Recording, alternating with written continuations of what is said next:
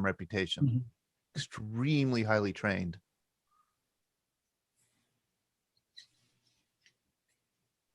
We are live on Facebook. Hello, Facebook. Facebook and YouTube. Hello, YouTube. Happy Wednesday morning. It is April 14th.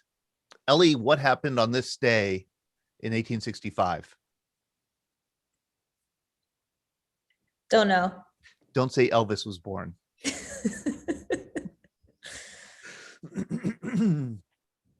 Not sure. Okay. All right. I often get it confused with April 12th. I'll give you a hint. April 12th is when FDR died. April 14th is when Lincoln died. yes. Actually, no. He was shot on the 14th. I think he died on the 15th. I think he died on the 15th. But I think he was shot today. Mm-hmm. Yeah. Gotcha. I believe so. What was the name of the play that he was watching at Ford's Theater? Poor Ellie. Poor Ellie. Jim, okay, I'm going to continue to embarrass Ellie here. Ellie is, well, you know what? I'm going to wait to embarrass you so that everybody can hear this. Oh, good. Okay, All great. right. It'll be about Gary, Indiana. We'll talk about Gary, Indiana. Okay. All right. All right. Let's see here. Oh, I need to share my sound. Share my computer audio. And then, hold on, I'm ready to go. And it feels like a heyday.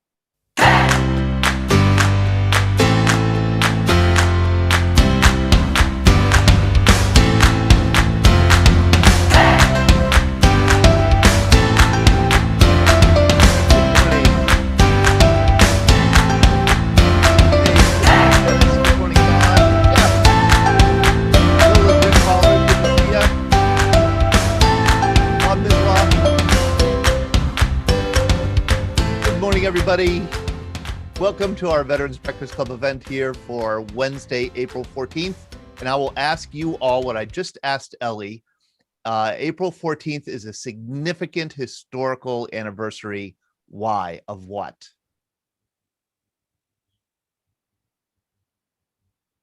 Read the paper. It's 14th. April 14th. Come on, Glenn Flickinger. Come on. Hint. If Mary were here, she'd be answering it. Mr. Masters, he's on break. Look what Mr. Masters is doing. He's on spring break, and yet he's up 9 a.m. to join our group. He should be in Puerto Vallarta. Hello, Sean. Good to see you. Good morning. April 14th, anniversary of what, Sean? That was the battle in Europe, World War II. Gosh, can I give you a year? Sure. Oh, okay. Ida May, you of course know. And Dale knows I know. Dale knows. I don't. Lincoln assassination. Lincoln was assassinated April 14th, 1865 at Ford's Theater. And he was watching what play? Is it like My American Cousin or something? Yes, Dale. Oh my gosh, that's why I like Dale so much. Yes, I think it's Our American Cousin. I think that's the title. I think. Why didn't Ellie know this? Excuse me. Why didn't Ellie know this? I was gonna guess like Midsummer's Night's Dream or something. And then, okay, Don Nemchek is the only one. Is Don here? Don is here, right? Yes. Don. Okay. Who carried Lincoln's body across the street to the boarding house? Don. Yes, good morning, everyone. It was 4 soldiers from McKeesport, Pennsylvania, who were on duty. They went to the play, and for some reason, they were called upon to carry the body across Ford's Theater. Just as an aside to that, we were in D.C. for the Pirate game several years ago. We took a tour that was part of the package, and we came by Ford's Theater, and the docent who was giving us a little tour and history lesson of Washington, D.C. was speaking about it. And of course, I had to chime in about the McKeesport connection and the fact that there is some renown there because of the 4 soldiers who carried. I believe they were National Guard, but don't quote me on that. But they were 4 servicemen from McKeesport who carried the body across the street. I think you're right. I think they were National Guard, and I think that they were new. I mean, I think that they had joined right at the tail end of the Civil War. I don't think they saw any action, and they were immediately got the duty of guarding the president. That And they could were very there. well be. There's some information at the McKeesport History Center, which is a trove of Yeah. information that I want to be more active in, and as I get my feet on the ground a little bit more, Yeah. I am doing that. But there's just a ton of information about that. You can Google it, and I think there's some details on it as well. And one of the, I think the Post Gazette, I remember reading about it in the Post Gazette years ago. And one of those 4 National Guardsmen who carried Lincoln's body across the street from Ford's Theater to the boarding house where he died the next morning, lived to be in his 90s in McKeesport. And he was kind of a legend, a legendary curmudgeon in McKeesport.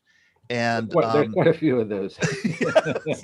And they very kind of euphemistically put it like he wasn't one to really show emotion, so we don't really know what he thought about that experience. All right, so I see John Kroll is here. Thank you for joining us, John. And I do want to have some wonderful pictures to share. And Rick Pauler, thank you for joining us with Bill Moran. I appreciate you joining us again. But Joyce said, Jim, is this Jim and Joyce said are with us this morning? I'm looking around. Yeah, there you are. Joyce, how are you? Jim and Joyce. Good to see you, Jim. And I'm going to share. You'll remember Joyce was here before telling us about this. Okay, we're here. Hello, how are Hi. you? We're a couple of technologically illiterate folks, so Join the club. pushing buttons that we shouldn't be pushing. Join the club. Yes, exactly. That's what so many of us are doing here. You'll remember Joyce joined us a while ago telling us about this beautiful property that they acquired in Clairton to create a veterans recovery home. Has there been any progress on this project? Well, there's been it's been actually 3 steps forward and only 2 steps back along the way. So that is progress. But most recently, the en banc, the 9-judge panel refused to hear the argument for the city's opposition to the occupancy permit, which was great news. And then they decided to appeal to the Supreme Court of Pennsylvania. So that's where we're at right now. We expect a rather quick response. Either they're going to hear the argument or they're not. So we're very optimistic. You're very optimistic, and you should be able to get word like within a few months, you think? Within a month is what we're being told, right? Oh boy. Okay. No, they really don't know, but our attorneys think that it should be more speedier than usual. And you know how the courts move these days, very sluggish. Can I ask So- you? Okay. Yeah, Go go ahead. I have a couple No, questions to ask. This has been going on for over 5 years now, folks. So to be talking about months to resolution is very refreshing. And I want everybody to look how beautiful this. It's a former church monastery Catholic Church, St. Catholic Church. Paulina's Catholic Church in Clairton. in Clairton. Wow. Just a beautiful piece of property. And I have 2 questions for you. Number 1, what is your plan B if the state Supreme Court comes back and says, nope, Clairton has the right. Make it a big flower pot.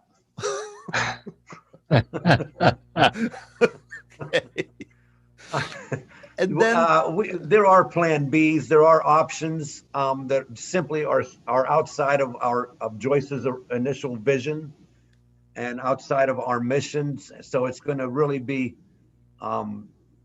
slow going to even pull the trigger on something like that. We're trying to remain positive about this, and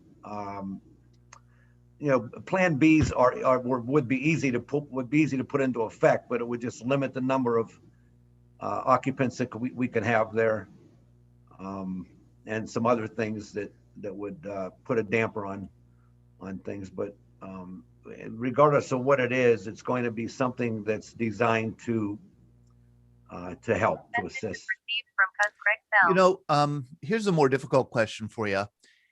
And that has to do with, you've been working 5 years with lawyers and courts and lawsuits. And I don't have much experience with that. And I hope, please do not take offense, but it's not fun to spend 5 years with lawyers. Well, we have Hey, I'm two, married to one. how many years have you spent with your lawyer? Almost 7. Oh, well. And darn it, Todd's right. And I'm I'm guessing, joking. Sean, that Alicia wins most arguments in your household. I'm just Most? guessing that. Try 100%.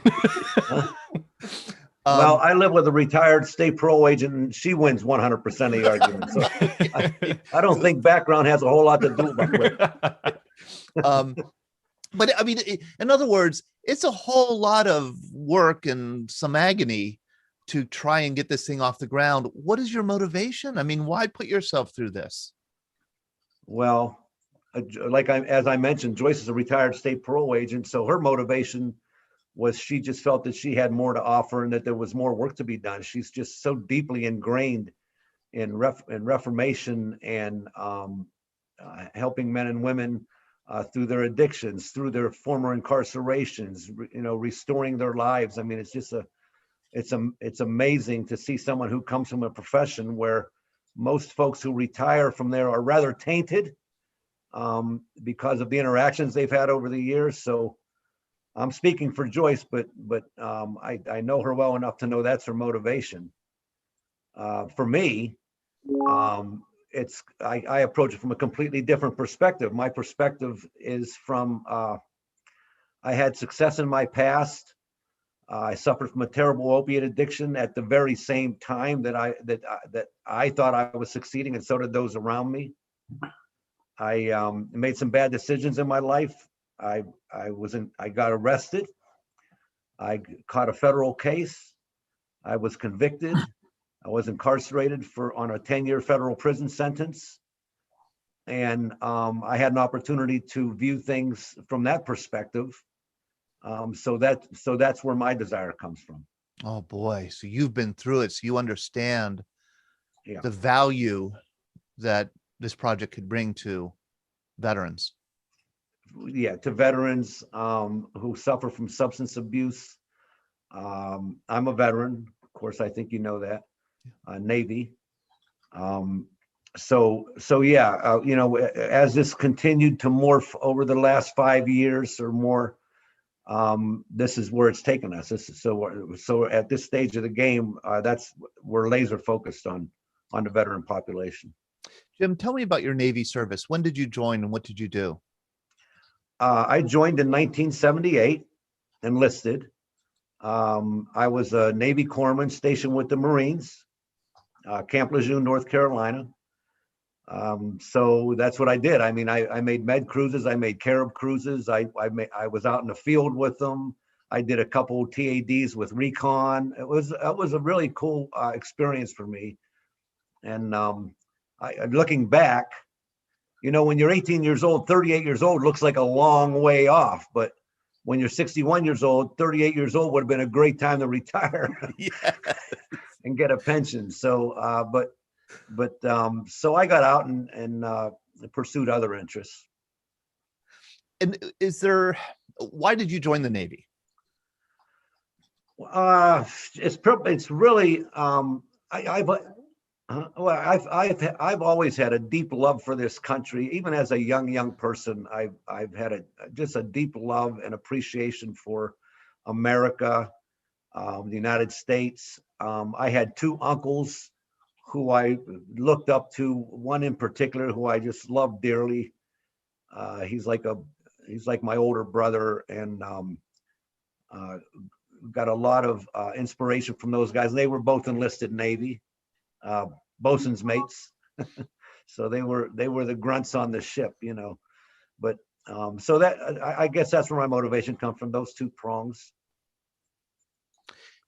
I'm going to ask you, Sean and I and Ellie have been talking about doing a program on addiction, especially opioid addiction and veterans.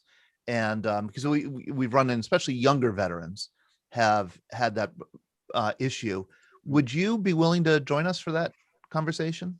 Oh yeah, sure. I tell everybody I lead with my story. That's it's funny because a lot of guys like to bury that and keep it out of the limelight with regards to their personal lives once they're through it, regardless of whether it's addiction and recovery or incarceration and transformation.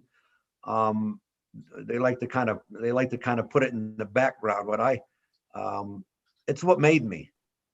Okay, so I mean, what broke me at one point in my life is what inevitably made me. So yeah, I'd love to do it. Can you explain what that means a little bit? Because I find that really, really important and interesting. What Well, broke you made you. Sure, it's because of what I'd experienced throughout my addiction in real time. Some of the processes that I thought would work in my life without knowing any better, trying to beat the addiction, trying and failing because I couldn't succeed on my own, but that I thought I was the guy to do it. Then my eventual decision making that led me to a place where prison is a dark place. Okay, so we all know that. Yeah.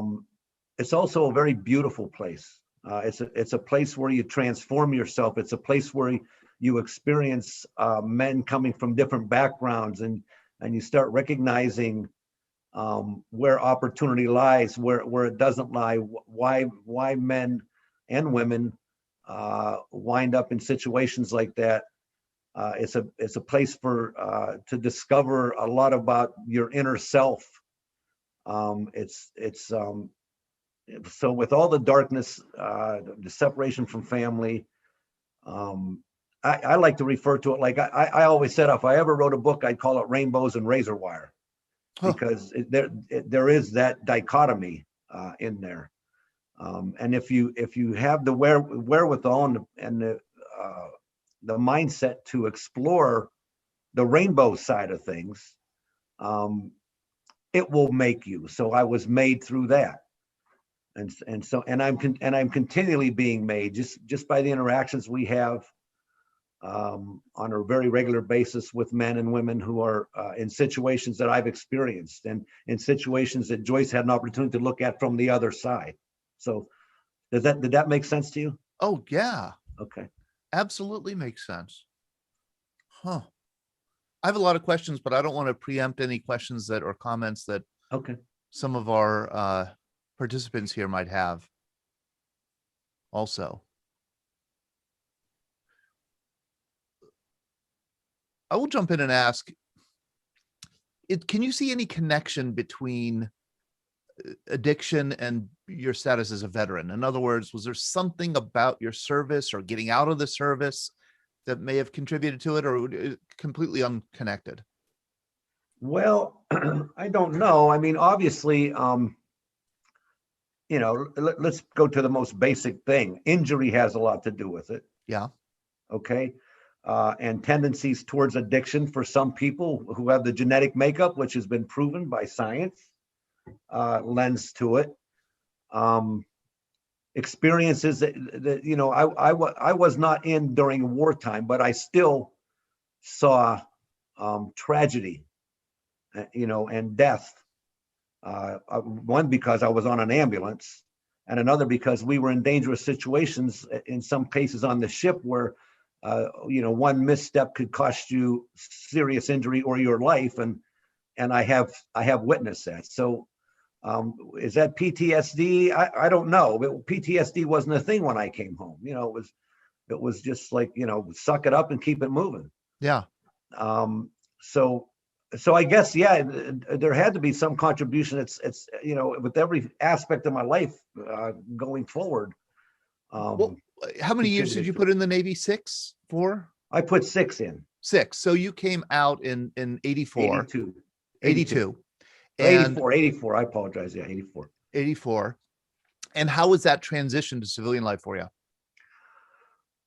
Okay, well, that wasn't too bad for me. And once again, see, I relate everything to this is just a natural default for me. I relate things to successfully finding work, successfully finding a home, that type of transition. So for me, it wasn't terrible. I was a trained paramedic. I had a lot of experience in the medical field, as much as you could possibly have without really getting any kind of an education or degree. So, I got a job right away on an ambulance service with a family who I knew owned a funeral home and ambulance service. So from that perspective, the transition wasn't too bad. I kind of regretted not seeking further education more when I was in, so that I could have done more when I came home. But I have to be honest with you, that part of the transition wasn't as difficult as it is for so many. Got it. Jim, I'll ask you, if you get a chance, if you ever want to email me any pictures of yourself as a corpsman, Navy corpsman, would love Sure. to. I'd love to share them and have you talk more about your service. One thing that I find fascinating about Navy corpsmen is, don't you guys have to do like 6 weeks of Marine boot camp or something like that? Well, in 1978, our boot camp was 8 weeks. And then we went to what they call, corps school.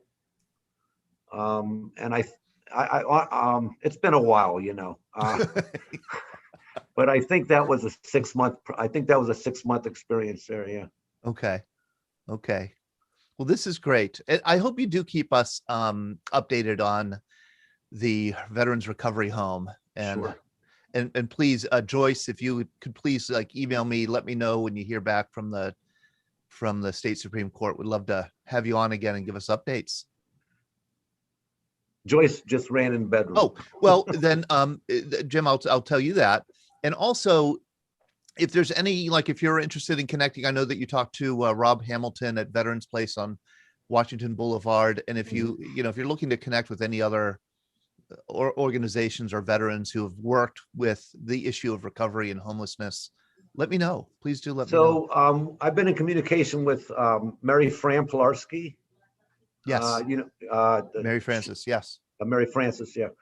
And then we had a meeting with Dr. Sally Mounts over at the Veterans Home over in Washington at the Mission. Yep. City Mission. Right. But we are always looking to, grow our network. Absolutely. So I'll put that out there right now. I'm letting you know. Okay. Very good. They're always looking to grow their network. So if any of you know anybody who's been, who works with the issue of homelessness and veterans and substance abuse, please let me know or let Jim know. Jim, do you want to put your contact information, maybe an email, in the Zoom chat here? That'll be a nice little technical challenge for you. Yeah, I see a little blue thing with a chat on it. I hope that's it. That's it. Oh, wow, I found it. Okay. That's exactly it. Yeah, sure. Very good. That's great. And Sally Mounts is terrific. She's she's just a wonderful lady. Oh yeah, sure is. And it just reminds me, boy, we should have her on talking about what she does in her career also. I don't know what. Okay. Yeah, you work on that. Mike Casper, I see that you've joined us, and I went back and I have not gotten to my email from late yesterday, but I look and I see that you'd emailed me, and I think you said that you were going to be here. And I'm very sorry that I haven't read it, so I don't know what you're here to talk about. But Mike, Mike's an archivist at Florida State University in sunny Tallahassee. Yes, and a Pittsburgher, of course. And a Pittsburgher, right? So I'm honored to join the crew again. Yeah, hopefully I can be able to join more now since things have quieted down. So, but we can chat after you ingest the email. Okay. A bit more, and then go from there. Do you know Benjamin Mack Jackson? Are you aware? Do not. He's done a lot of work with, he's actually a young phenom, and he just started college, and we've worked with him, and he's had a nonprofit for 4 years related to World War II veterans. And telling their story and recording their story. And so I would love to have him. I actually talked to him a couple of days ago, so I keep in touch with him. And he said he'd be honored and thrilled to come and speak with y'all about the work that he's done. And like I said, when you get him in, I know you're busy, Todd. I was not expecting you at all because it was last minute to fully ingest everything in the email. But we can certainly chat, and then maybe before one of the next breakfasts is plan something more definitive. So no, I'm just an observer. I'm just taking it all in. It's just such an honor to be in everyone's presence. I was never on active duty. I was in the National Guard, and so I just thank everyone for their service, and Todd, all the great work that you're doing. And it's a great way to connect to Pittsburgh, because I sure miss Pittsburgh, but unfortunately it's not in the cards, at least according to my wife, who's a native Floridian, to get back to Pittsburgh. Of course, we don't miss the weather as well. So, and you guys had a hell of a weather system this past winter. My mom and brother still live up there, as you know. So Yes, and I just saw your mom not too long ago. Yeah, thanks. I'm really sorry I missed that program because we've been doing a lot of work with a number of very bright young women students at FSU, promoting more of women's role during World War II, and it's a lot more, as you know, large than I think the general public knows, and the types of jobs that they had. So, and we can talk about that, more as well. And actually, I still stay in contact with a number of my former students who worked on some of these projects, and I would love to have them even appear and talk about what the work that they've done too at their age. So, do you know, somebody did, now that I look up Benjamin Mac Jackson, somebody did alert me to his work. Yeah, he's extremely young. I mean, he's a kid. Yes, right? Yes, he's A phenom. he is, he's a phenom. He's like 18 going on 35. Yeah. And He's writing a just, book about Navy waves, Julia Parsons. yeah, he's and he's really just a wealth of information. He's been to Europe, of course, participated, I think, in the most recent D-Day Memorial service as well. So I would love to have him connect with everyone here. Yep. So, and we can talk about, again, we can talk about that going forward. Again, it was last minute. I just had a chance to bang it out, and the things have quieted down a little more. And as you'll see why. Okay. So I just wanted to invite you to, if you got anything to share with the group, to invite you to do that. Thank you for joining us, Mike. No, it's a pleasure and honor to be here. And I've been so darn busy, and I really haven't had a chance, but now going forward, I'll have much more chance to participate Wednesday mornings or just be present. So, so thank you, Todd. Yeah. Thank you, Mike. Warren Goss is with us. Hello, Warren. You're playing with your, good to see you. It's been a while since I've seen you. Thank you for joining us. Is he muted? He is muted, but he could unmute if he wants. And Jeff Witherell, good to see you. Hey, Todd. As always. I want to introduce John Kroll, because I know John, we had him scheduled to share a story in March, and we had to bump him. And I'm very grateful that he was willing to come back. This is a picture of John. What is that green, pink smoke behind you? That happens to be a smoke grenade that we launch to bring in our supply helicopters. Why do you use smoke grenades? Well, mostly to identify the landing zone. Okay. And if I can, I'll tell you a little story about those smoke grenades.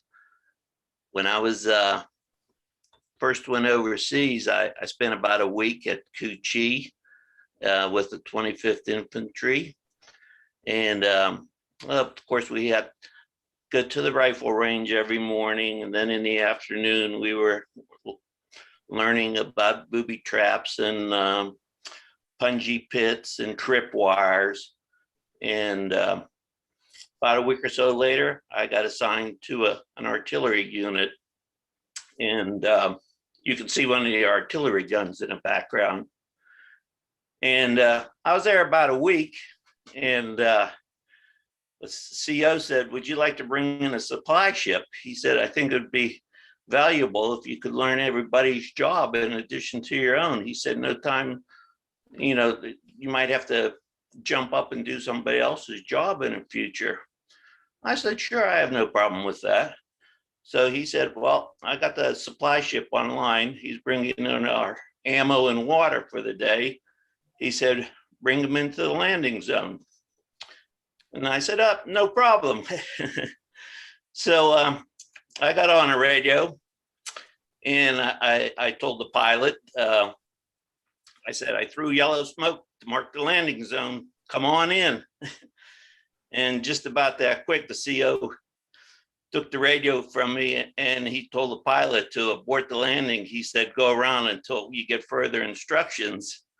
And the CO, he was very calm. He said, "Son," he said, "probably every VC who's listening in on this radio is throwing a yellow smoke grenade, hoping to get our ammo." Oh. And I said, "Oh, I think I made a mistake." And he said, "Yep." He said, "The right way to do it," he says, "tell them you're going to throw smoke." And he said, "And after you throw it, ask them to identify the color." And after he identifies the correct color, you bring them into the landing zone.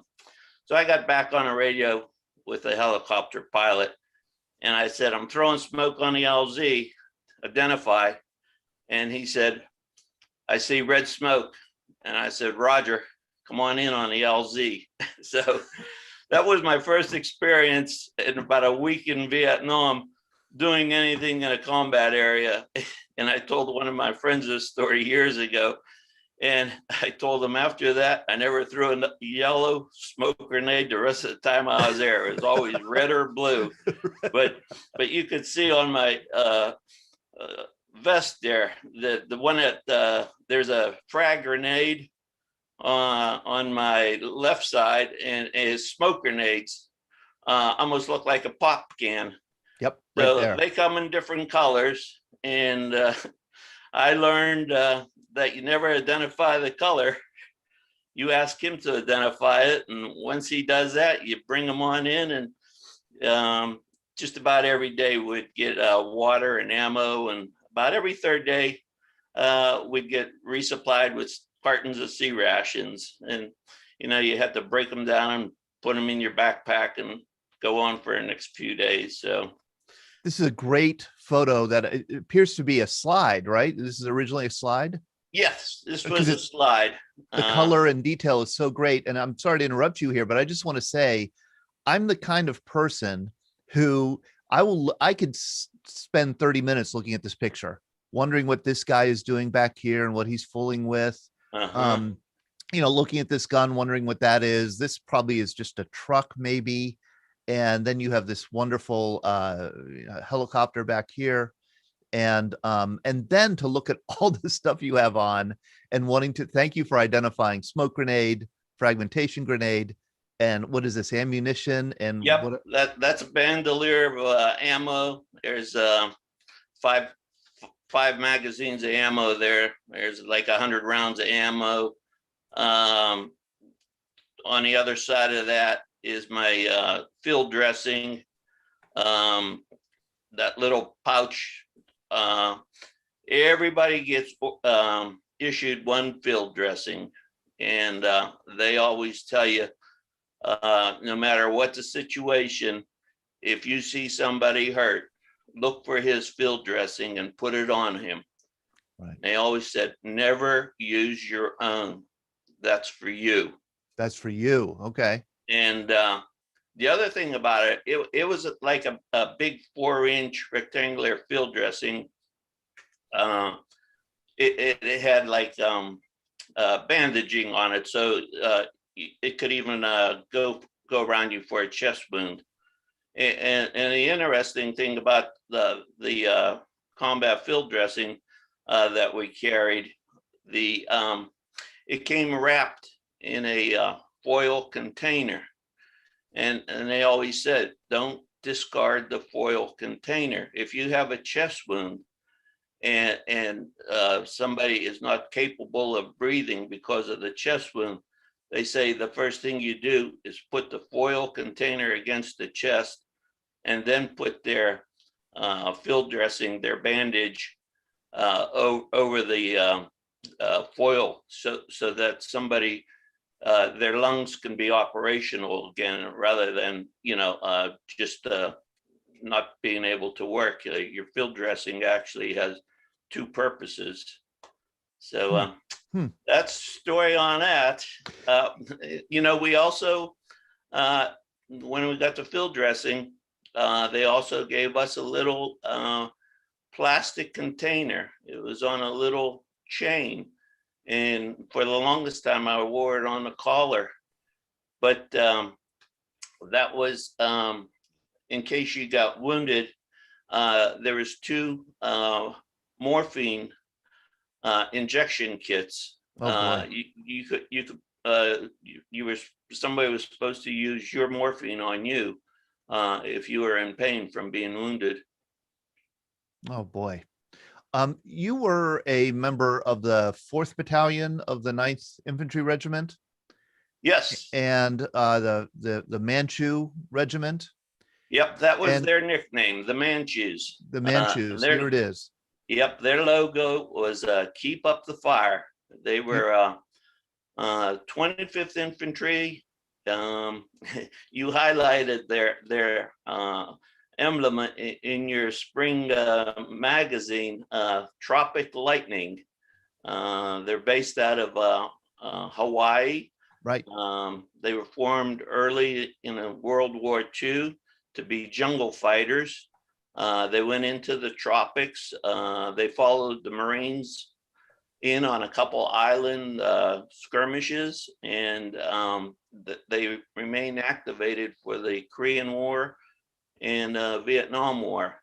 Actually, they went over by boat in 1965, landed at Da Nang, and went by convoy as a full division, and they went down north of Saigon, about 8 miles north of Saigon, to a city called Cu Chi. Right. And that's where their headquarters were from almost 65 to 1970, when they were deactivated from Vietnam service and returned back to Hawaii after spending 5 years in Vietnam. And here is the emblem, the shoulder patch for the 25th Infantry Division, nicknamed the Electric Strawberry, Right. I believe. Yes. And it was Yeah. Tropic Lightning. Tropic Lightning. Tropical. And then there's one other smoke grenade story that you remind me of when the 25th Infantry Division set up a huge camp at Cu Chi. It had to be the largest or one of the largest in the Army. It was absolutely gigantic. One thing that the members of the 25th Division didn't know about were the tunnels, the Viet Cong tunnels underneath the entire camp. It was riddled with an elaborate tunnel system that, something like this, this diagram, very, very elaborate. I mean, hundreds of miles worth that extended almost to the Cambodian border from Cu Chi, and, it would be expanded and enlarged. But there was sabotage on the base, and the base could not figure out what was happening, why why equipment was failing, why maybe a helicopter was, had been sabotaged, where it was coming from. And then somebody sat down on a nail, and I think this is probably 66 or so, and found that there was a trap door. They threw a smoke grenade down, and smoke started coming up in vents all over the base. And they realized, boy, there's an elaborate tunnel system here. I don't know if you remember any of the tunnels, John. Maybe you didn't hang around the base very much. No, I was out on a line unit. The whole time I was there. So like once every 2-3 weeks, we'd go back to shower up and get issued some clean clothes, and then would either go out by truck on a convoy to a new location during the dry season.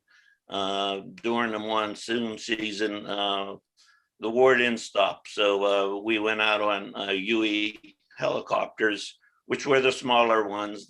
That's a UE right there.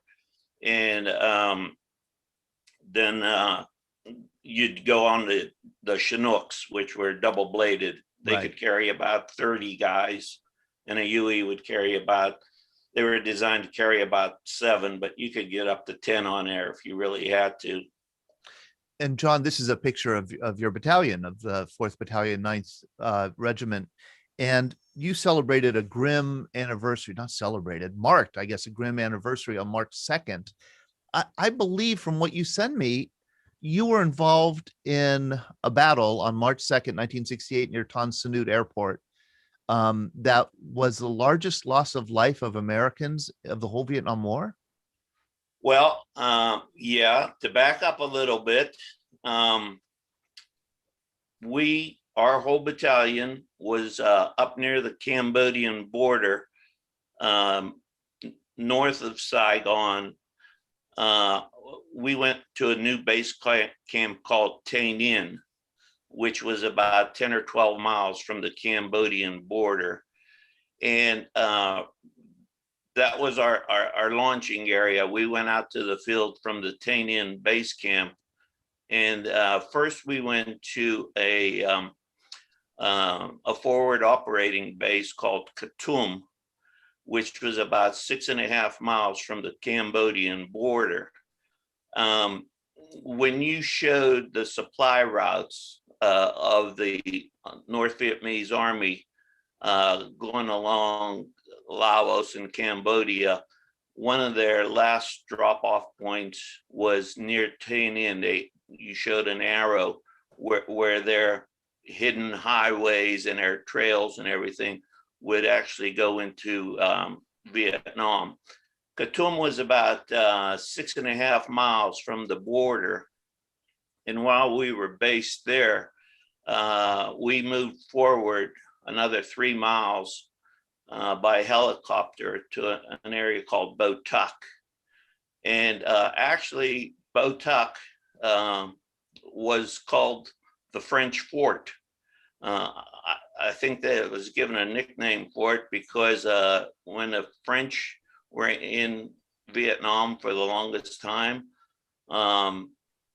the French actually had a post up there right along the border, right where one of those arrows are.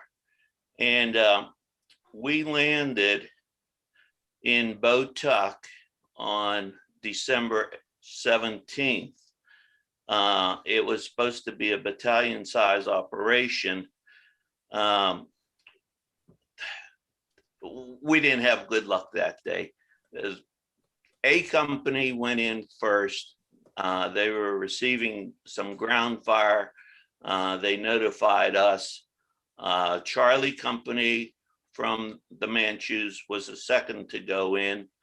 My artillery unit was the third item to go in, and we got a little bit of Bravo Company infantry in, but it was very late in the day, and the full company didn't come in. We got, instead of landing about 8 o'clock in the morning, which was ideal to give you all day to set up and form a perimeter, we were getting there in mid-afternoon. And our perimeter wasn't established that well, but like I said, we got there late afternoon. We were the third unit in. We start preparing our defense, digging bunkers, filling sandbags. We were only partially complete by nightfall. And shortly after midnight, our unit on the ground there at Bo Tuc was hit by a brigade size NVA unit. And there's about 500 guys in a brigade. And we only had 300 of us on the ground. The way they started out with their attack on our position, they had what we discovered to be about 4 mortar platoons, which would be about 8 mortars. A mortar is a small artillery round, and you could fire those off quite rapidly. They said you could probably fire like 6 mortars a minute, and if you have 8 of them firing all at the same time, you could fire off like 50 rounds a minute. Now the thing about a mortar is, the closer they are to you, the more distinct the sound is of the mortar firing, because it is so close. It's like shooting a rifle. You could hear the rifle leave the you could hear the bullet leave the rifle. And it makes So- a mortar, from what I understand and from what I've heard, just recordings of, makes a very distinctive kind of hollow whoop kind of sound, right? Right. Yeah. Yeah. It's very.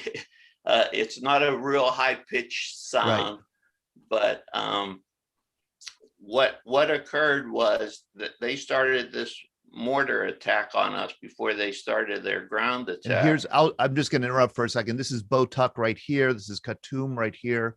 This is the Cambodian border. You can see very close. Ho Chi Minh City or Saigon is here. Just to orient you. And this whole province is called Tay Ninh province.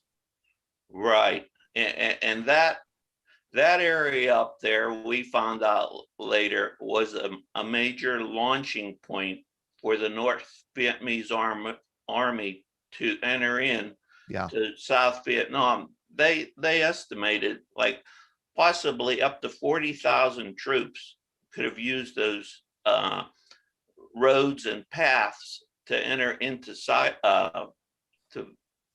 Vietnam, and then be on their way to Saigon, which was only about 22 miles away, which was a drop in a bucket, a small hike for them. Right. That's when they attacked Saigon, the heart of Saigon, and the U.S. Embassy and all of that. All those troops were right up there at Botuk. What we did, it was unfortunate, but we were sort of like in their way, and they just thought, well, what's this little group of Americans doing? We'll just eliminate them and be on our way. So what they did, they attacked our position the first night we were there, had all those mortar. They blew up all of our artillery supplies. We had 1,200 rounds of artillery laying on the ground. And it was just in wooden pine boxes. We didn't have the time to dig bunkers and lay the artillery rounds below ground. So they were all exposed. And once they started firing these mortar rounds, our artillery just started exploding. And it was right in the center of the camp. I mean, it was right in a heart of the most flat area of the position. It was where helicopters could get in, get out easily. That the big helicopters would sling a load of artillery rounds in. They'd carry about 40 or 50 rounds on one sling load. So we had like 10 or 12 loads of artillery just laying on the ground there. And when the mortar attack started, I don't know if they were intending to hit our artillery, but it went off all night long. It just kept exploding. And then they hit us with a ground attack.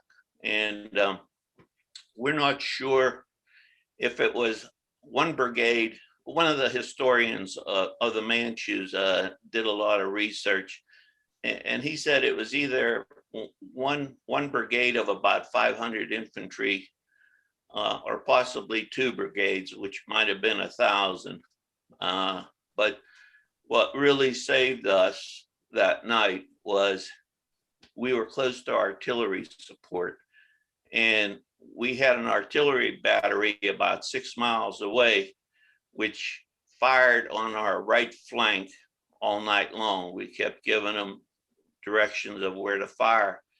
And on our left flank, there was another artillery, a larger unit of 155 howitzers. They were about 10 or 11 miles away, but they were able to cover our left flank.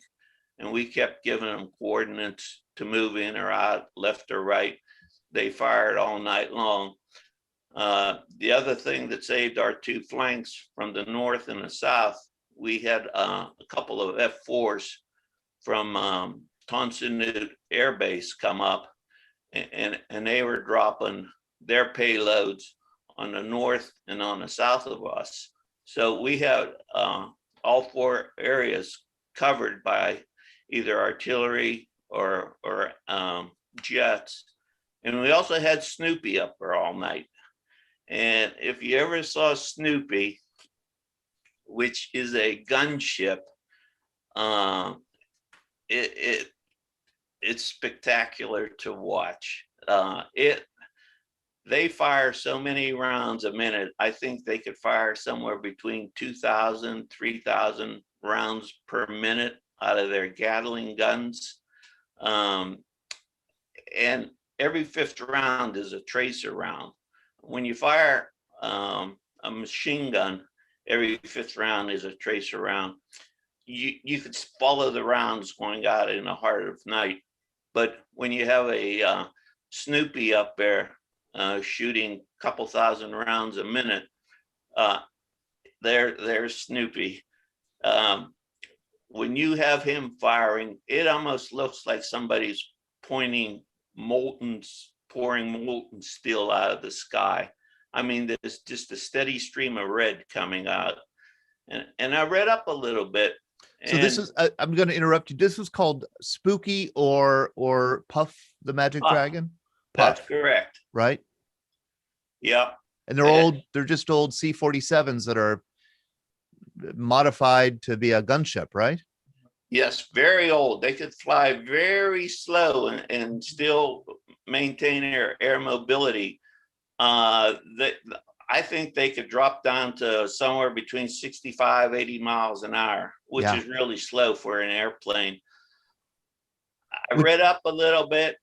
If you would have one of those ships go over a football field, one pass over a standard NFL football field, he would put at least one shell in every square foot of the football field. That's how close the rounds are. Yeah. And he would just fire all night long. When you showed that plane, I knew somebody who was in the Air Force, and he said when those planes would come back, there's the tracer rounds. Yeah. A friend of mine who was in the Air Force said when those planes would come back, he said they'd load a deuce and not loaded, but position a deuce and a half truck right at the back of the fuselage where that doorway was.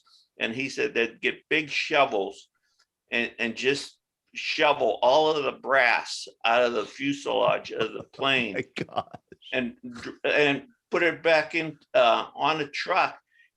That brass ammo had to be reused again. It's pretty.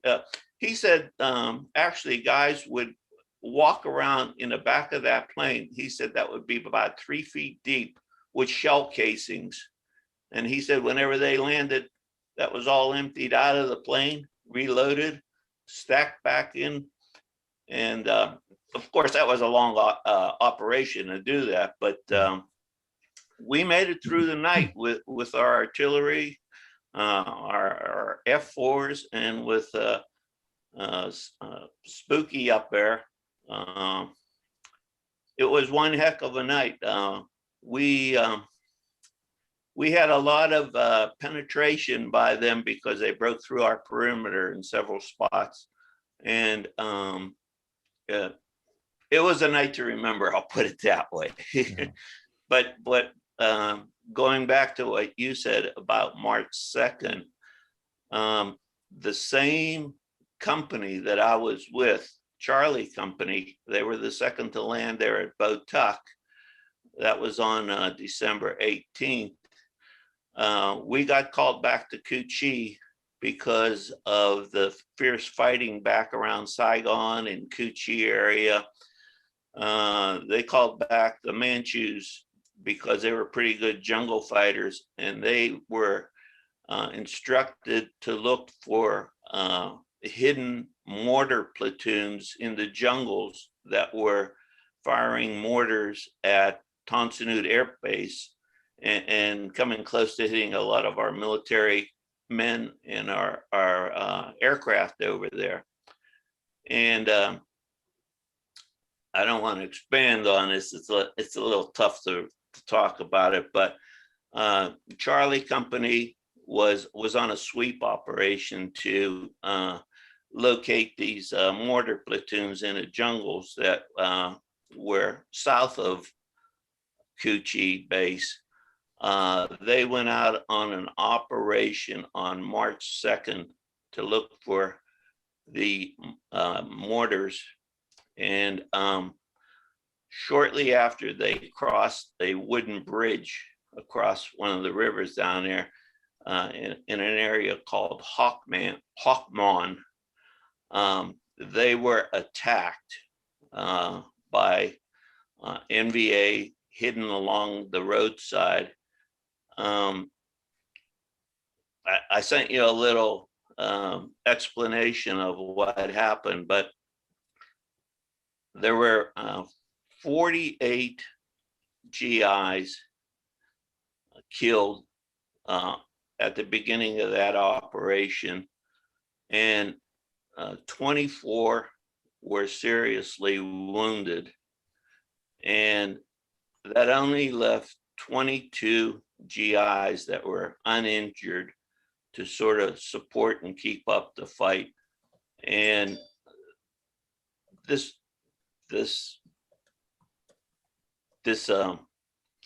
all occurred in about the first 10 minutes of the attack. The NVA were so well positioned, and the Charlie Company, like I said, there was 94 men that went out that day, 48 immediately, and 24 were wounded in the first 20 or 30 minutes of the attack. And the attack went on all day. It was tough to get reinforcements there because the NVA blew up the bridge the Charlie Company used to get across the river, and we couldn't get reinforcements to them. One of the machine gunners that was fatally wounded, actually he was wounded 2 or 3 times, but he rallied the troops. He was given the Medal of Honor for his duty that day. His name was Nick Katuna. He was a specialist 4th class operating a machine gun, a 60 caliber machine gun. And I saw a lot of weaponry over there, Todd. M16s, grenade launchers, M60 machine guns. I heard AK-47s being fired, Chinese field rifles. There's something about an M60 machine gun. If somebody knows how to use one, it's just music to your ears. It is the most dependable, most accurate weapon that could ever be used. And one of the guys in Charlie Company, as I said, received the Medal of Honor that day for rallying the troops and being wounded several times. He was one of the prime reasons that 22 men survived uninjured. And he was killed that day. Pardon? Nicholas Katuna was killed that day. Yes, yes. He was fatally injured that day, late in the afternoon. You know, as I said, there were 94 guys on that company sweep. And And this was a time when we were taking heavy casualties. 94 guys in a company is really not the correct size. That's half the size of a normal company, correct? Yeah, you should have about 110, 120 guys in an infantry company. If you have full squads and full platoons, you know, a rifle squad is typically 12 guys. And if a rifle squad would go out on ambush patrol at night, you'd expect to have 12 guys out there. But, you know, when times are tough, you might only have 8 guys. And, you know, a rifle squad at 8 guys is rather dangerous. You really can't do your job. And this is what happened to Charlie Company. There were only 94 guys out there. Like I said, you should have somewhere a little slightly over 100 guys in an infantry company, and then you have your support going with them. I was artillery. There should be at least 4 artillery personnel mixed in with the infantry. You have your combat engineers. We had at least 3 or 4 combat engineers. They carried all your C4 explosives and everything. You have a couple medics, and you have a couple commo guys, communication guys. When we'd set up our perimeters back in those days, about every 3rd or 4th OP observation post out on a perimeter, about every 3rd or 4th one would have a landline back to the command post. And that's why you had commo guys there. They were running landlines from the perimeter back to the command post. And so you had medics, commo guys, artillery guys, combat engineers. You mix those all in, and you should have at least 130, 140 guys in a combat company. But like I said, there was only 94 that day, and they only had 2 combat engineers. And I think, well, no, they had 2 combat engineers that lost their lives that day. There were 94 Manchus involved and 2 combat engineers that were involved. So I just wanted to bring to your attention, when I sent you that little memorial, that that was one of the worst battles for loss of life. And it happened while I was there. I wasn't with Charlie Company that day on the ground with them. I was back on the guns at another field location. But we did cross paths several times. And I just wanted to say that the 25th was really involved in some horrific firefights and battles. Well, let's open it up for questions and comments, because I know we have a lot of veterans here, obviously, but some Vietnam veterans. Jeff Witherell. I was just gonna congratulate John on a great tour. I'll tell you, the 4.9 is a great outfit. I was with them in Fort Lewis, and I had the privilege of a contractor training them on the at that time the Land Warrior system for 1.5 years up there at Fort Lewis. They were part of the 4th Brigade at that time of the 2nd Infantry Division. That's where they got transferred out of the 25th. Yeah, it's a great outfit. Went to Iraq with them. They knew at that time we had about 150 guys in a company. We had like 650 in the battalion over in Iraq during the surge. But they did a heck of a job. And then with our Land Warrior system, which is the situational awareness system, they had very high capability, because we did everything at night over there, and we owned the night. And they would go in and take the bad guys out of a village without collateral damage, push the bad guys into the mountains, and we just turn it over to the sheiks. And they had a very successful tour in the Diyala province, north of Baghdad, and then finally we got moved up to Tikrit. and they did a great job of it. That's the hometown of Saddam Hussein. Right. But 49's a great outfit. I was very, very privileged to get a combat patch from the brigade commander, for time in the field with those guys. So they were very excellent. And I'm just sharing, as you're talking, I'm sharing footage here of an AC-47 Spooky. I think it's a C-47, this plane. Yeah. And in Vietnam, it's archival footage. And you could just see the rounds pouring out of this thing and the brass, just like you were talking about, pouring out of the guns. And what they did with that, Todd, is they elevated that to the C-130 Hercules, and Right. they had the Gatling guns on there, but they had a 105 howitzer on it. A 105 howitzer is a tremendous weapon when you're firing, right above your target, and you're putting a 105 round into the ground. That's a heck of a burst. Yeah. How neat. Yeah. Anybody else have any comments or questions here?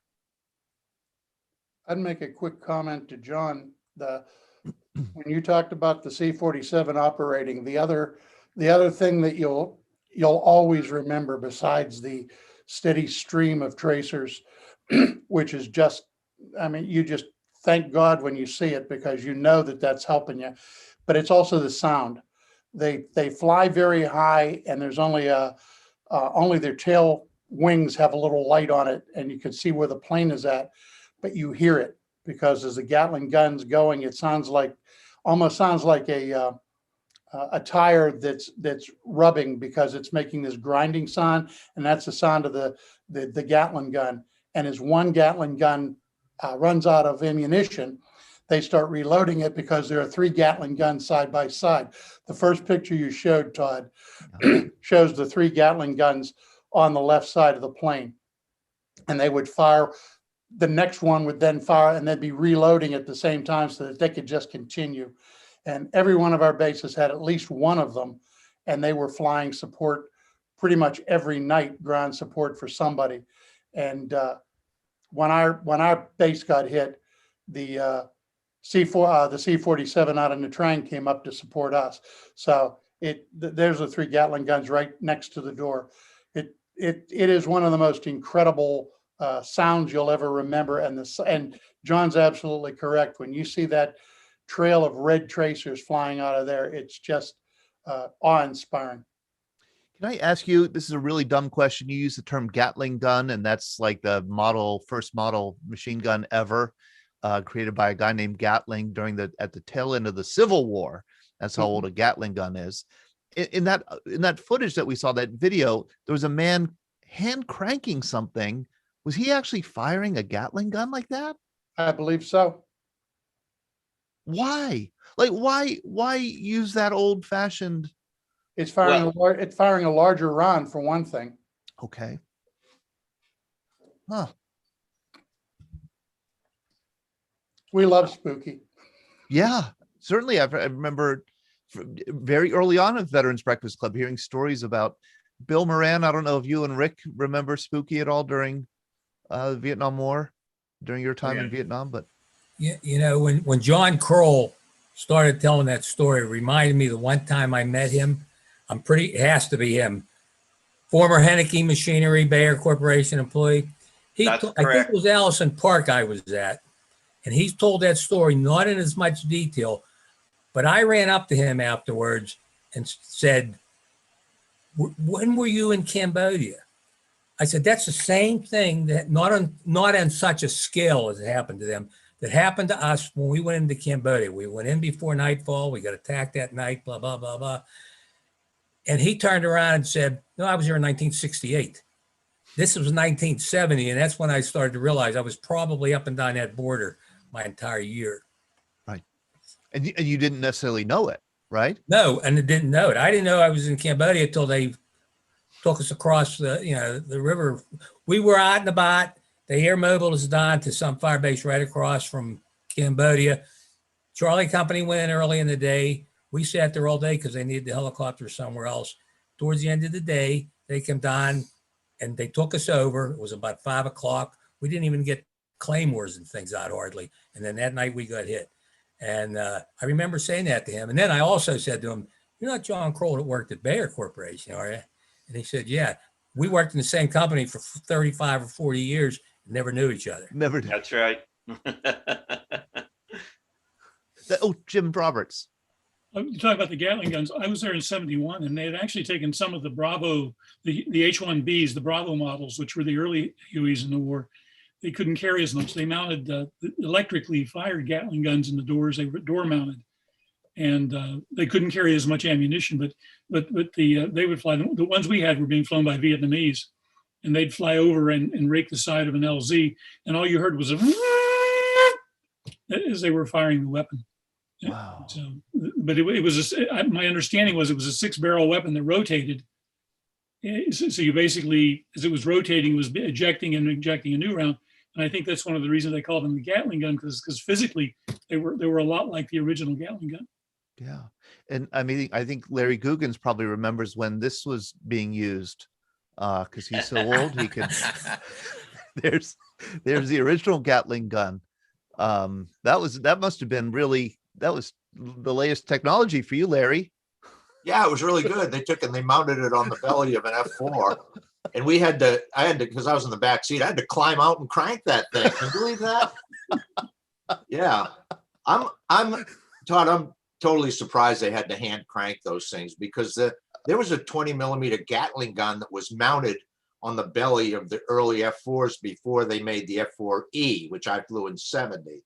Okay. I'm surprised they had to crank. That's crazy. I mean, that's what it looked like he was doing in that video. Or is it just loading it? Well, maybe it's just loading it. I know they have to crank it to get the Maybe that's it. the rounds Right. get the rounds lodged into the chambers. I know Right. they crank in, and I think that might have been what they're doing. And then If I could say electric. something, Todd, Yes. I don't think the modern gun was hand fired like the original Gatling gun. The Gatling gun had 8 barrels, and you had to hand crank it to get each barrel to fire off so quickly.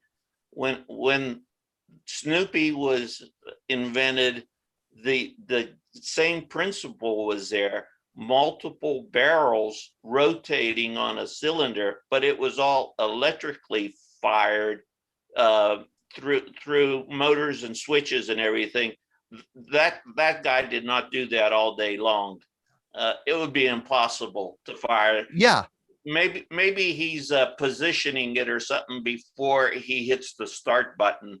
Okay. But, those are electrically fired. It's all mechanized, Okay. mechanical done. There's almost no human involvement. What this guy is doing is maybe something lining it up or getting the belts into Okay. the cylinders, Yeah. and make sure that they're going to be operational. But it's all electrically fired Okay. through mechanical components.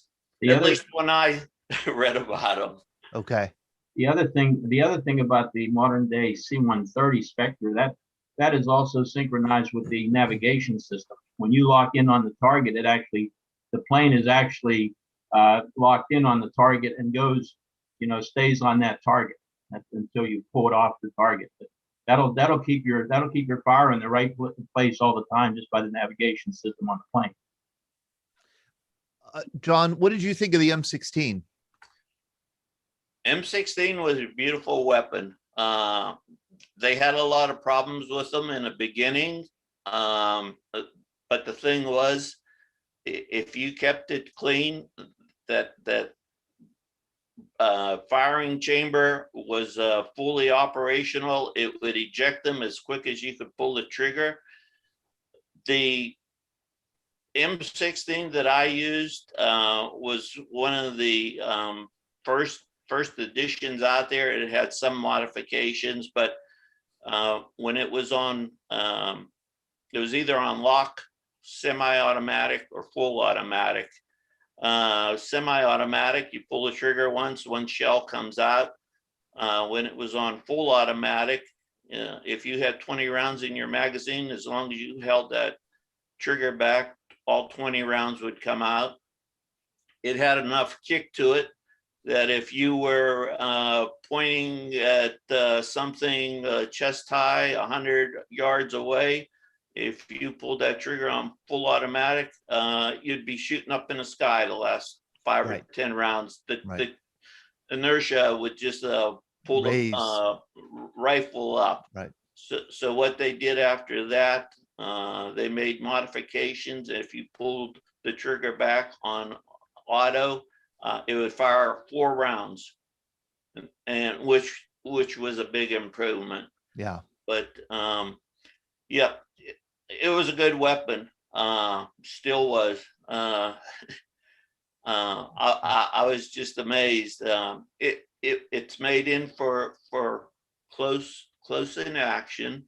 When I was in basic training, I qualified on the M14, which a lot of Marines were still carrying the M14 up where they were.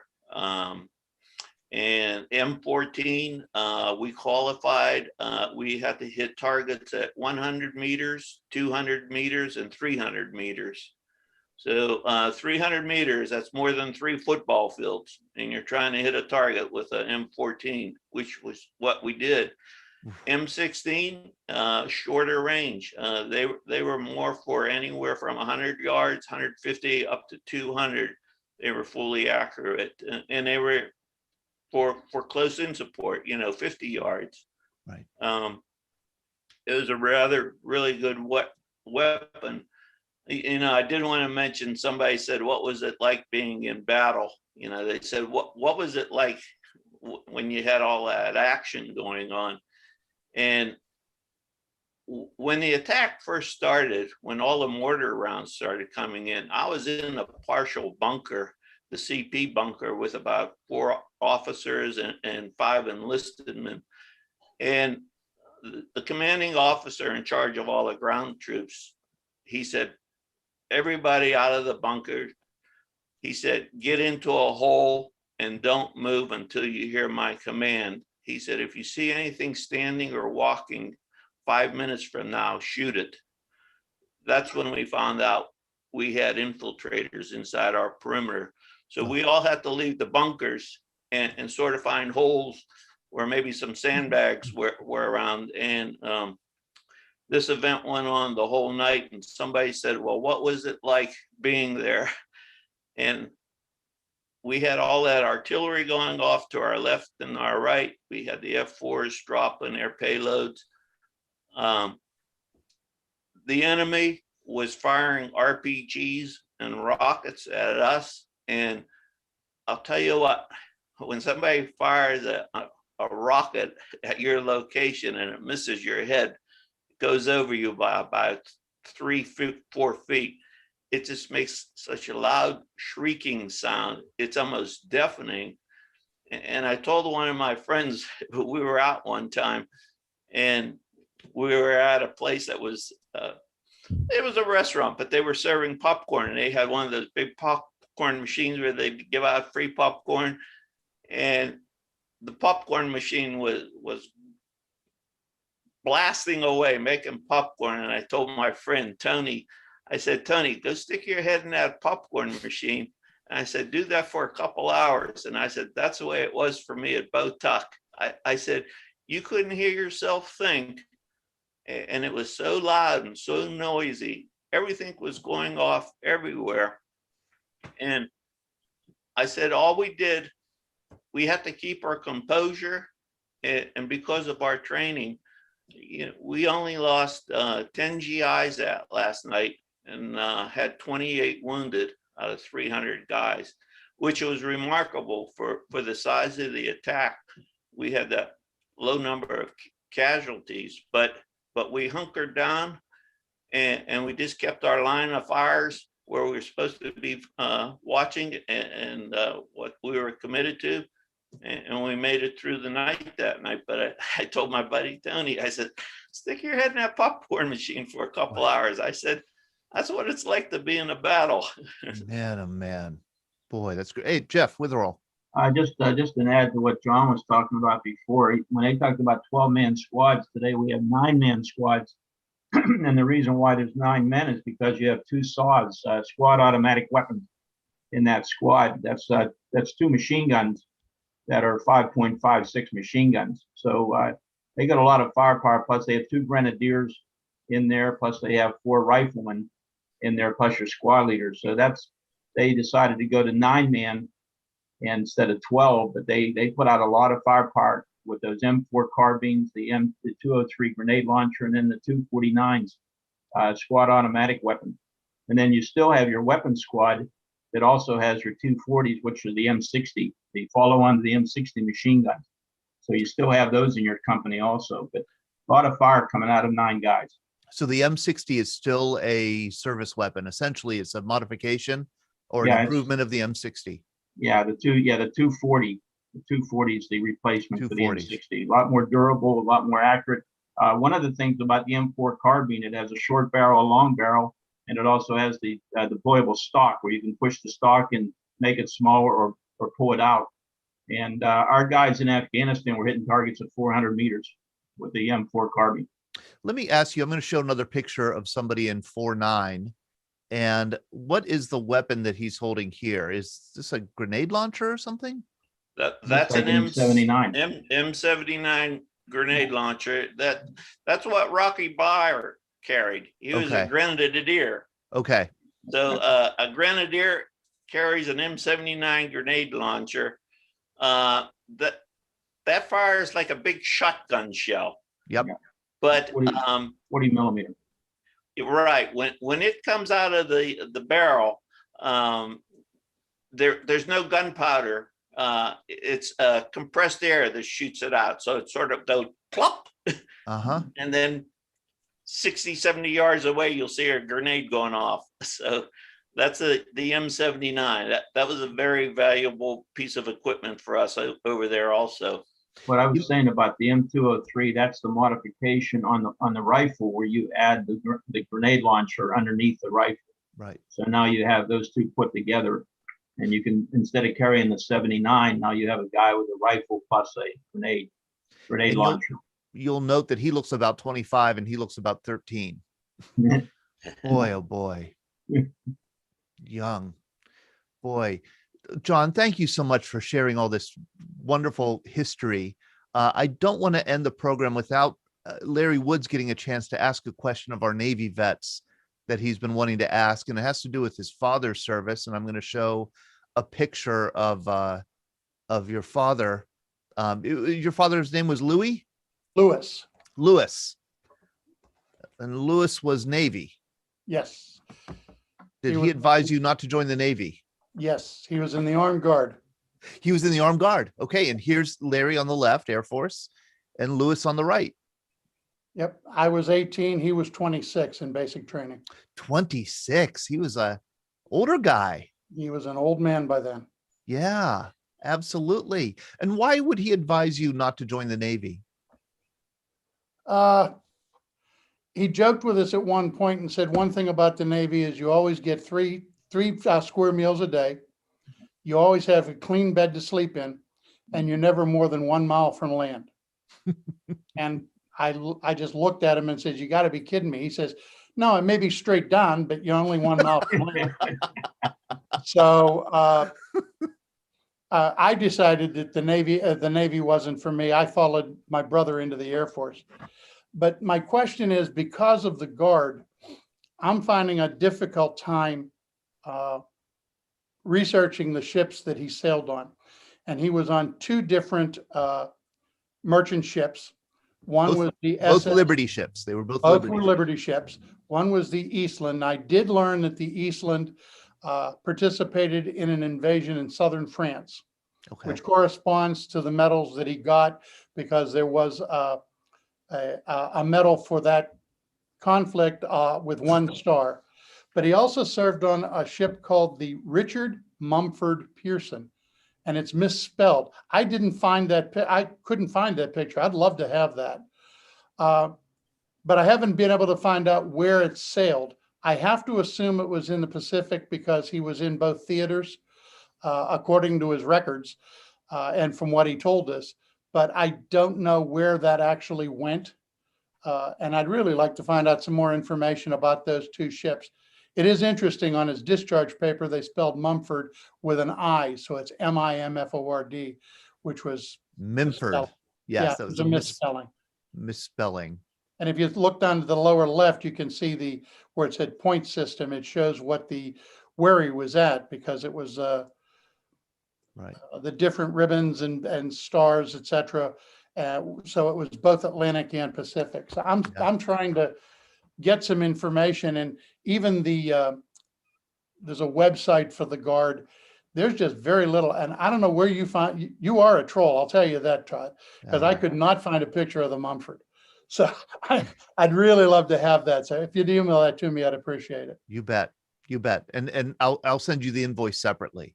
Thank you. I appreciate that. I always pay my bills. Yeah, it's those Liberty ships, there were so many of them. They were built so quickly. They were so poorly made. I really feel for your father having to serve on them. I have to say, they were designed to truly, and this is not too much of an exaggeration, they were designed to be sturdy enough to cross the ocean once. Yeah, they were That called was the it. ugly. Yeah, they were called the Ugly Duckling. Yes, FDR saw it for the first time when he was in the Richmond shipyards, I think in California, and he said something like, "What is that hideous object in front of me?" Because he was very much a Navy and a ship person, and he couldn't believe that they had somehow managed to design a Liberty ship that was so hideous looking. But the thing about the Liberty ships is they were built so quickly. Yep. Every 12 days. At one point in the war, they were building one every 5.5 days. And this is at a time when ships took 6 months to manufacture. And they And were so losing them at a prodigious rate. And they were losing them at a prodigious rate. And they were welded, not riveted. And man, if you got hit in a typhoon with it, I mean, they were still using them, I think for cargo in the Vietnam era, maybe. They sold them to a whole bunch of allies. I mean, a lot of people had those after the war in foreign countries. Yeah. It was also fascinating. My dad was always, I don't want to say bitter, but always upset. And when I was reading more about the Guard, it also quoted the same thing. The Guard made far less money than the sailors in the Merchant Marine. Yes. And my dad also complained that when they did get to go ashore, they always had their whites with the marshmallow hats. And the Merchant Marines had these blue uniforms with hats that made them look like officers. So They they'd did. walk off and they would get this special treatment, and the Navy got treated like crap. They did. And they said, and we're the ones on the guns trying to protect these blanks, and they get paid more than us. So he was never real pleased about that. Oh yeah. I mean, it's so funny, Larry, that you bring that up, because I remember early on in the Veterans Breakfast Club, when we were having breakfast at a hotel on Fort Couch Road in Bethel Park, we would have merchant mariners stand up and talk about their service. And we had enough World War II guys who remembered the Merchant Marine, and several of them stood up and said, like, I don't want to hear I don't want to hear it from you. You got paid union wages. I mean, just exactly what you brought up. But they were in the same danger that, yes. I mean, so it's not like they weren't taking risks, but right. But it's just interesting. The civilian, you always talk about the civilian military divide. Well, that was during the war on the ship, the civilian military divide. You also had a question about Dead Man's Corner and ship convoys, Larry. Yeah, my dad always told the story, which I never knew if it was accurate or not, but he told of a convoy that they were on. And he said that the ship that he was on, the captain was in, he called it Dead Man's Corner, which was because the convoy was long. He described it as a big square with a command ship sort of in the center. And their ship was in the lower left-hand corner.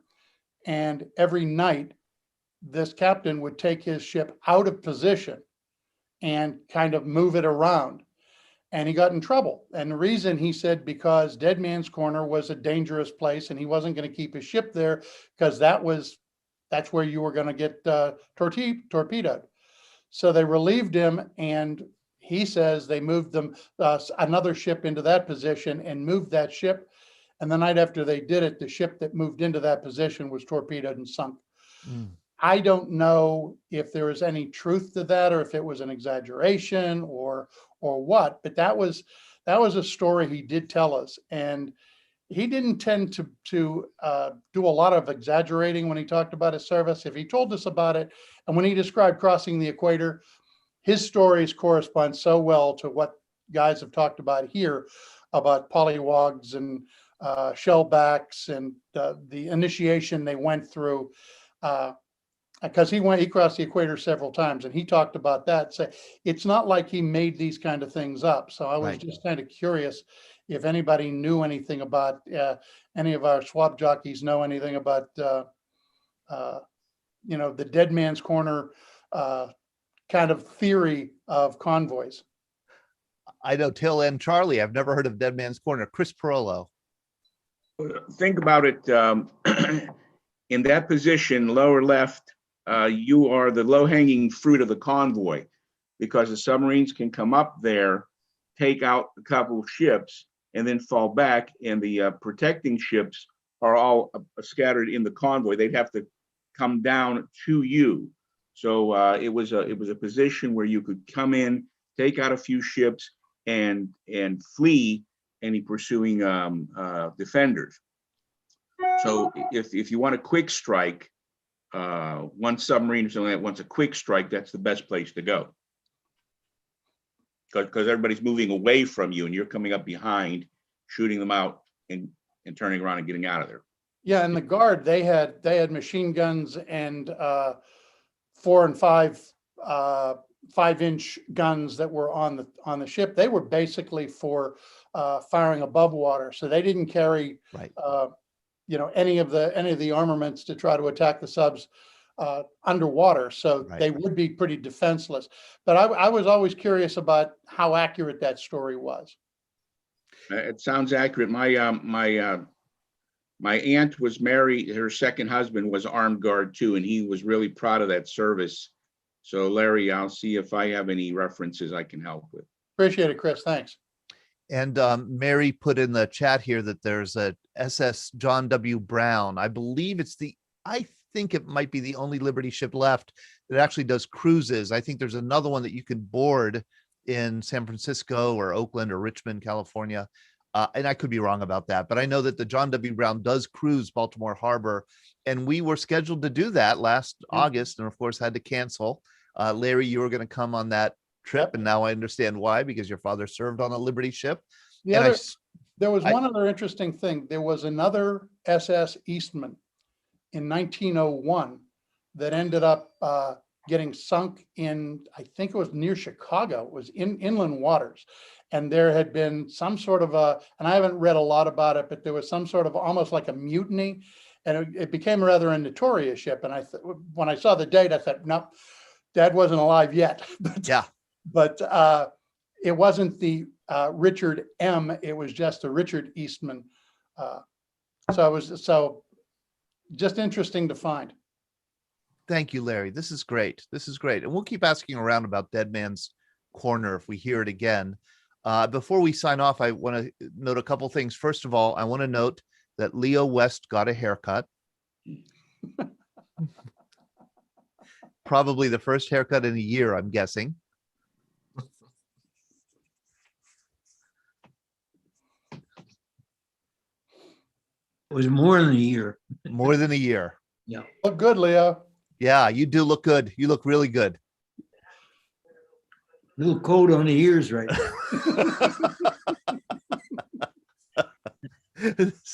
Second of all, I want to note that we have a program tomorrow night. Sean with Generation 9/11. What do we have lined up for tomorrow night?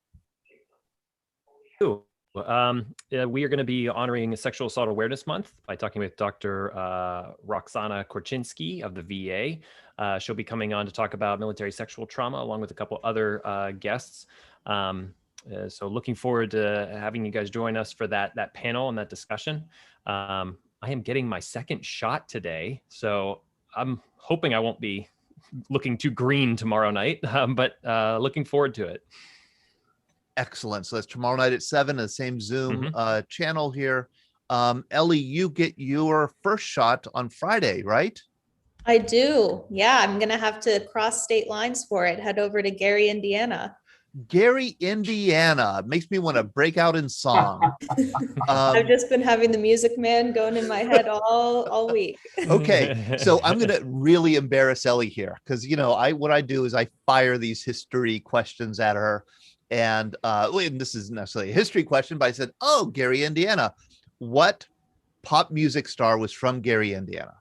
And she didn't know, and I said, "Well, I'll give you a hint. His nickname was the King of Pop." And do you know what she said?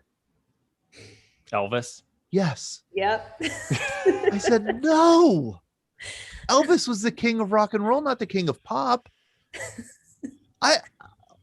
Ellie, I don't know what to say. And then I said, where was Elvis born? And you said, I said Louisiana. Okay. Which, okay. It's at least it's near Mississippi. Okay. Ellie, should we toss a little more shade back at Todd though? Oh boy, here we go. Maybe. This is kind of embarrassing. Yes. Should I say it? I'll let you say it. I love Todd to death. And in our last staff meeting, Ellie's like, yes, Dad, okay, I could take care of that. And I said, Ellie, I was like, you called Todd Dad during our staff meetings. Makes me feel like I need to call Todd Dad. So I just started calling him Dad during our staff meeting.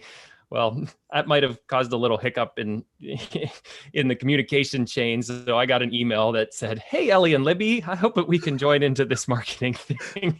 I called Sean Libby. I was like, I said, It's hey, almost as bad as when I got called Molly, the name of our dog. So I got Molly and So Ellie as- mixed up all the time.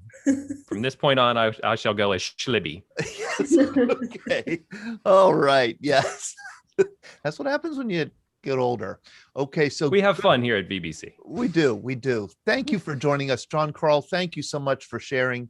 Larry, thank you for joining us, and thank you for staying on. You did not have your docents meeting this morning, huh? 5 minutes late. We're starting. Oh, you're at 5 minutes late. Okay. We're starting at 10:30 today, so I'm already a little late, but this is too important to be on. Oh, very good. Thank Especially you, the Larry. last 5 minutes. You take credit. I mean, you take precedence. Thank you very much, everyone. Thank you, Jim and Mike Casper. Thank you for joining us. All right. We'll see you tomorrow night. Take care.